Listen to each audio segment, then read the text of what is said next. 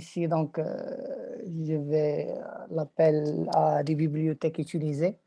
غير هنا أيوب خلّي le premier Oui, puisque je pense, c'est la première fois où, on présente, des codes comme ça donc si tu peux, au moins ce qui nous intéresse le plus, tu l'expliques. Donc import torche, c'est donc on importe, torche, donc le package principal puisqu'on va utiliser PyTorch. Oui, après? après, on importe le message passing qui est, Oui, qui mais est on l'apporte de inhérited. torche géométrique.nn, c'est-à-dire Oui, un modèle de réseau de neurones particulier. Un peu, c'est comme si on va l'importer de GNN, du Graph Neural Network, de torche.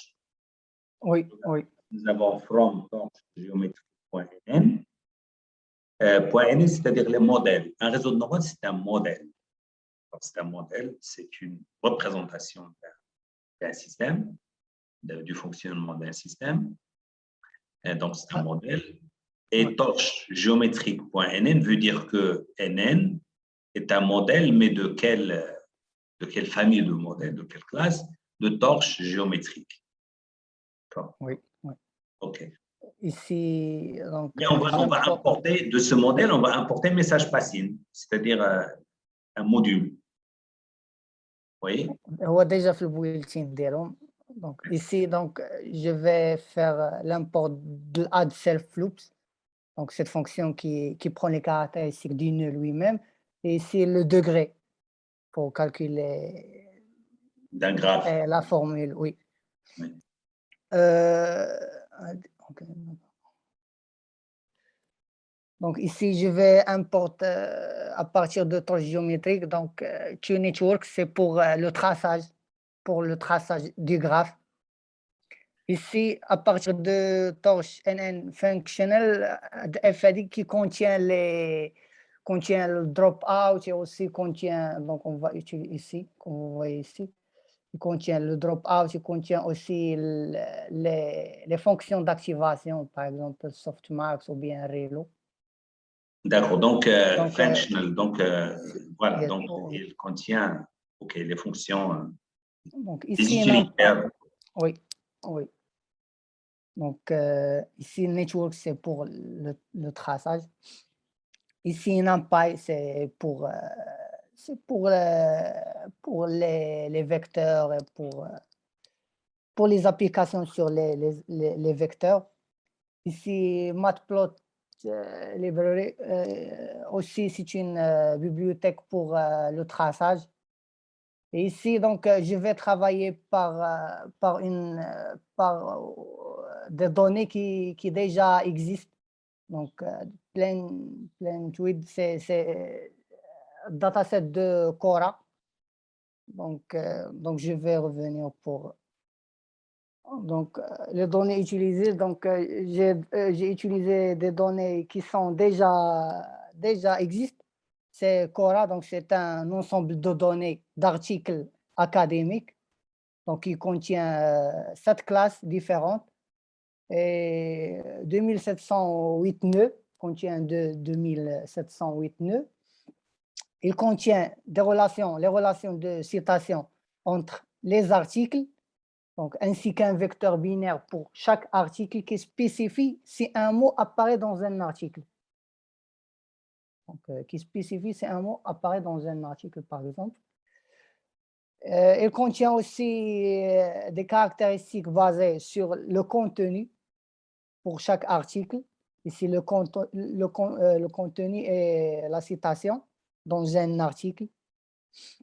Donc, pour chaque article, et des caractéristiques de relation entre les articles. Nous pouvons modéliser ces caractéristiques avec un réseau où donc, chaque article est représenté par un nœud. Donc, le nœud ici représente un article qui porte les caractéristiques basées sur le contenu et les citations représentent les arrêts. Donc, l'article, c'est le nœud qui contient les caractéristiques, donc le contenu, les caractéristiques du contenu ou bien les mots Et les citations, représentent les arrêts. Voilà. Donc, voilà. Donc, plein tweet, il est c'est déjà fait. Parce que torche géométrique contient plusieurs datasets. Ici, les étapes qui donnent PyTorch pour créer, par exemple, notre dataset. Je passe. Donc, voilà les bibliothèques. Maintenant, je passe à le code. Le code suivant, c'est une couche. C'est la couche que j'ai représentée dans le PowerPoint. C'est une couche GCN, juste une seule. Donc, déjà expliqué dans le PowerPoint. Maintenant, je passe le code de la section suivante. Il crée un modèle GNN simple. Donc, c'est un modèle simple qui contient juste deux couches GCN à partir de la couche qu'on a créée. Donc, j'importe la couche GCN convolution et puis puis le modèle est construit avec 16 neurones et 2 couches ici. Comme j'ai dit, la logique du modèle passe dans la fonction forward.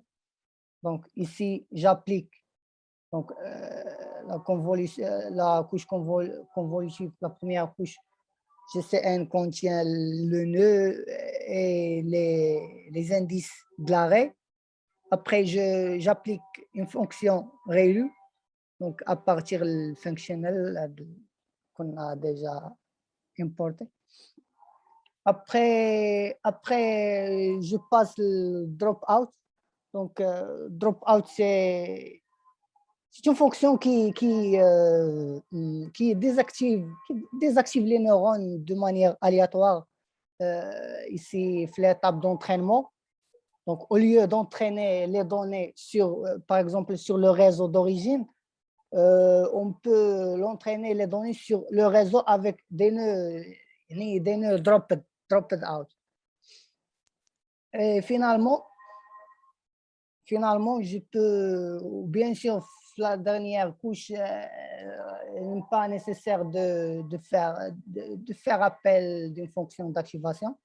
Finalement, ni retourner la couche, le résultat sous la forme d'une softmax.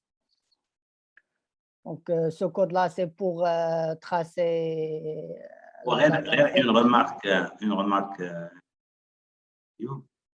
Bien sûr, NS, c'est un schéma intéressant pour tout le monde. NS, c'est ce qui se reproduit toujours. En général, dev forward veut dire que nous allons créer la structure de réseau. D'accord. Dropout, c'est pour éviter le overfitting. Et on a la structure. Ici, c'est initialisé. Voilà, là, on initialise. D'accord. Et puis après, là, forward, c'est un petit peu la structure du réseau. Parfois, dans les autoencodeurs, on peut avoir encore, c'est-à-dire on peut complexifier, d'accord, on peut faire plus. Et là, vers la fin, nous avons f.log softmax. Donc, c'est une log softmax, justement, comme c'est écrit ici. C'est-à-dire que le réseau va retourner une log softmax de x, un peu de la dernière couche, d'accord, parce que nous avons une classification à effectuer, à continuer. Oui, donc, dataset, ici, l'objet de data qui contient donc, les valeurs X, aussi les valeurs des indices de l'arrêt, aussi train max, validation, les données de training and validation au test. Donc, déjà, parce que j'ai appris, la dataset déjà existe. Donc, ce n'est pas nécessaire de faire un splitting de data. Donc, elle est déjà divisée PyTorch. Donc, ici, c'est le traçage c'est basé sur le NX Networks. le traçage des data.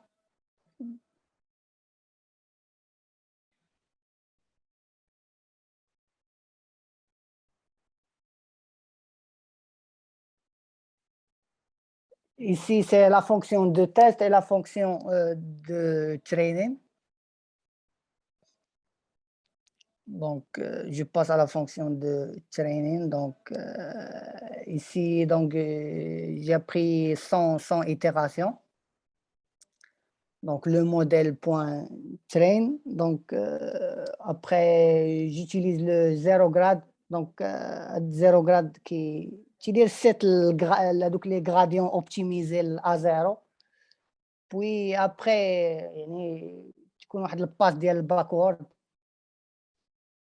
Donc, là, on utilise loss function qui est à partir de F. Donc, le functional اللي عيطنا là, PyTorch.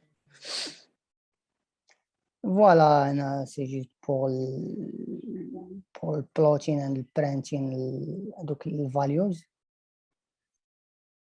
Okay, donc, voilà la dataset, elle est à partir de Cora. Ici, le device utilise CPU, donc CPU de PC DLI. Donc, après, si le modèle reçoit le modèle utilisé, donc voilà le modèle utilisé, je l'appelle net. Donc, j'appelle à ce modèle. Et j'utilise l'Adam Optimizer. Donc, voilà, et je passe au training. Voilà, donc vous voyez ici l'accuracy du training. يعني وصلت ل1 يبدا 0 6 0 7 et voilà donc loss function donc des résultats qui se sont très bons. Voilà ici le plot ديال accuracy et validation. Et ici donc c'est le traçage ديال dataset ديال Cora. Donc voilà le traçage. Et voilà, merci.